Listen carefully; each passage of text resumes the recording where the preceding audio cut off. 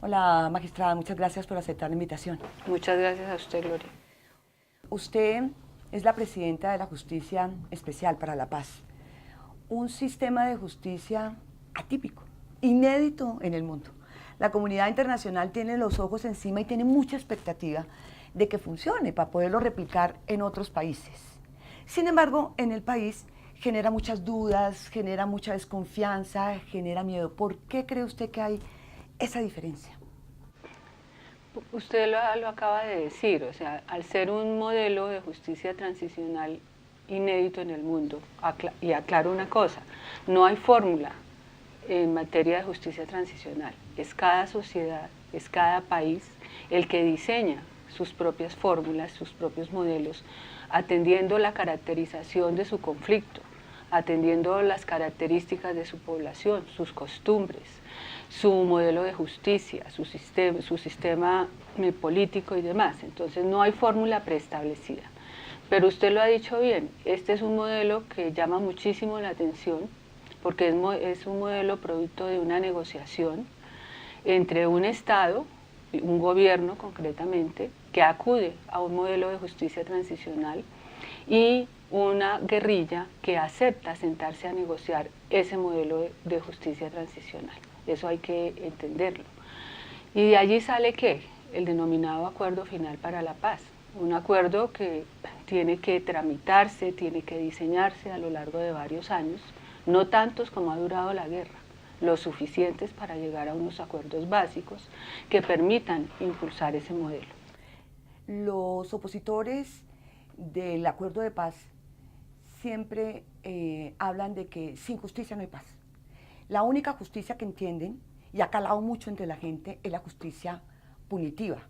Y dicen que es que la justicia especial para la paz está hecha a la medida de los victimarios para pasar de agache y no responder por sus crímenes. ¿Qué les diría?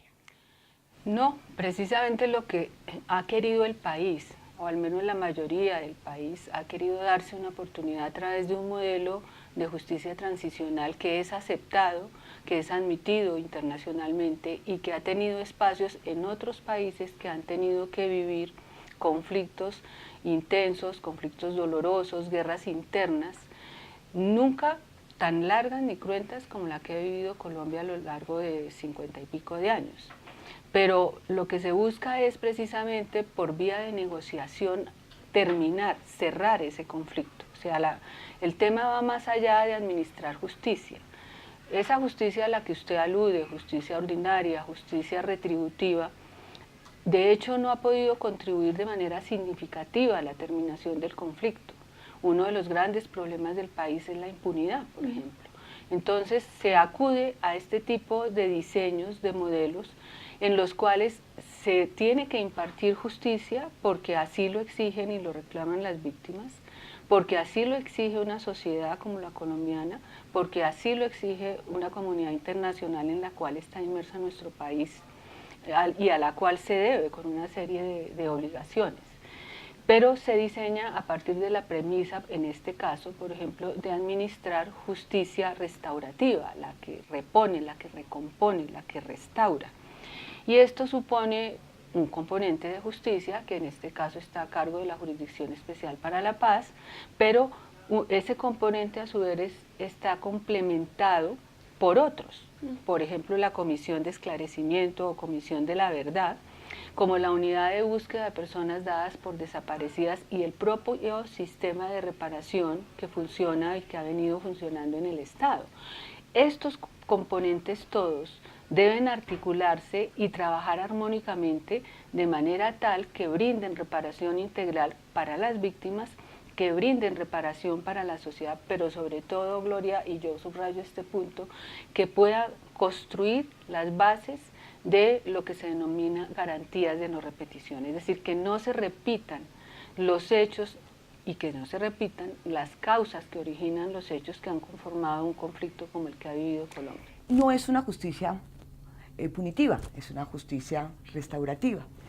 No ajena a sanciones. Entonces, la imagen de la diosa de la justicia, que tiene en una mano la balanza y en otra mano la espada, en su caso no aplica, solamente tendrá la balanza, pero no tendrá la espada porque no es una justicia que busque retaliación. Tendrá todos los instrumentos para cumplir a cabalidad el ordenamiento dentro del cual va a funcionar, la Constitución y la ley. Esas herramientas le servirán para administrar esa justicia que sirva fundamentalmente para reparar a las víctimas, que sirva para avanzar en la construcción de la verdad que todos como colombianos reclamamos y que es un componente esencial para que este tipo de procesos funcione y que sirva, le repito, para construir garantías de no repetición. ¿Es lo mismo justicia especial, justicia transicional y justicia restaurativa? ¿Son sinónimos o son tres cosas distintas bajo un mismo sistema? Lo que tenemos en Colombia es una jurisdicción especial para la paz, ¿sí? Es una jurisdicción que está aparte, digamos, de lo que es la rama judicial, aunque cumple una función judicial. ¿Sí? Entonces, esa jurisdicción se va a encargar durante un tiempo predeterminado de administrar justicia para esos actores que ha venido definiendo los distintos poderes públicos y poder cumplir a cabalidad con su propósito. En el centro de esta justicia transicional, de esta justicia especial, están las víctimas. Pero ¿cómo va a operar?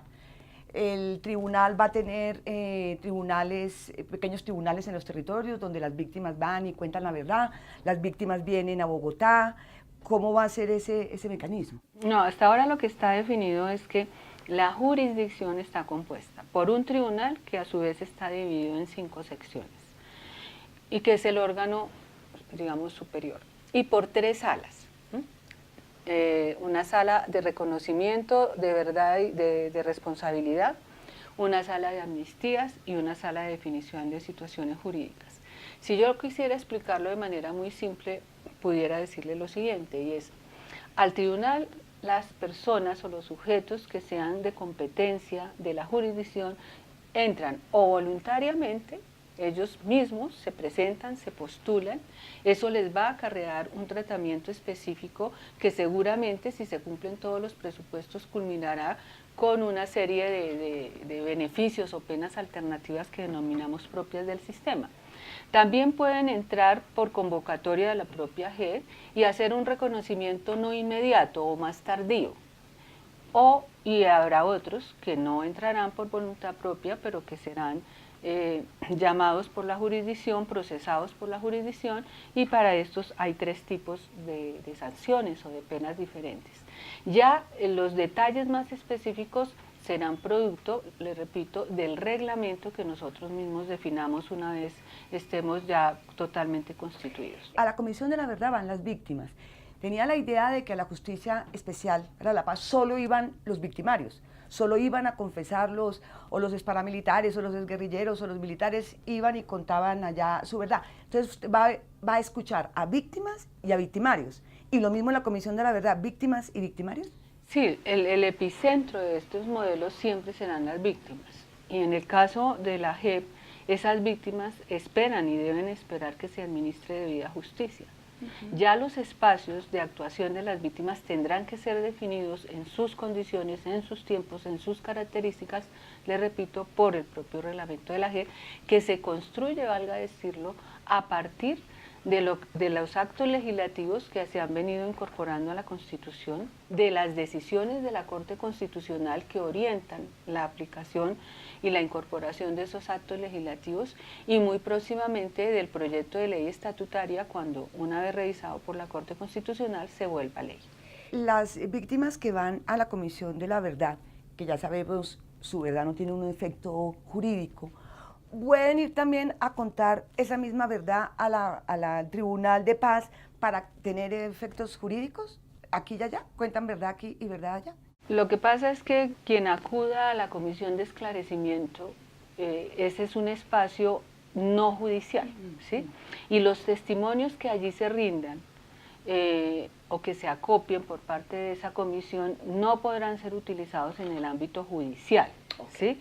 Ahora, la jurisdicción tiene la tarea, a partir de los relatos de quienes ingresen voluntariamente o las investigaciones que se surtan, por ejemplo, a través de una dirección de investigación que existe, es una especie de fiscalía para la JEP, pues habrá una serie de acervo probatorio y demás que tendrá que estudiar y analizar la JEP en cada caso en particular. Sí, porque la Comisión de la Verdad también va a tener como va a poder contrastar las verdades, no parte de que la verdad, la pura verdad, y usted solamente me dice la verdad y yo le creo todo. Seguramente ellos tendrán también que definir su plan de trabajo, sus metodologías. Lo importante, tal vez, y si me permite lo que yo dije al comienzo, somos un sistema y no podemos operar desarticuladamente, respetando las competencias de cada uno, el alcance de cada uno de esos componentes. Existe la idea entre la gente, porque es que los que se han opuesto a esto han hecho una cosa política tremenda, que, como ya decíamos al principio, que la Justicia Especial para la Paz es una justicia que genera impunidad. Entonces ponen el ejemplo, es que allá va a ir el señor y dice, sí, yo participé en la masacre de Urabá. Si no, es que yo estuve en ese falso positivo. No, es que yo estuve en tal atentado. Y al confesar, ustedes allá en su sabiduría, entonces le dicen, ah, no, señor, entonces, señor, como usted confesó, como usted contó la verdad, entonces ahora va y siembra repollos, y entonces vaya, hace pedagogía para la paz, y a la gente dice, pero ¿cómo así? Que alguien que ha hecho eso lo pongan a cultivar. ¿Qué tan cierto es eso? Como le decía hace un rato, hay 3 tipos de sanciones que puede aplicar la Jurisdicción Especial para la Paz. Las propias del sistema, en las que no necesariamente la sanción se va a traducir en privación de la libertad. ¿Y de qué va a depender?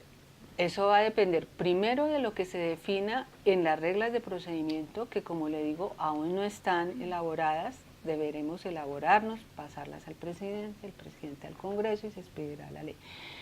Así como en el propio reglamento nuestro, ¿sí? Hay ya unos principios de definición que se deben desarrollar en los instrumentos que le comento, tanto en los actos legislativos como en el proyecto de ley estatutaria que está por revisar el Congreso.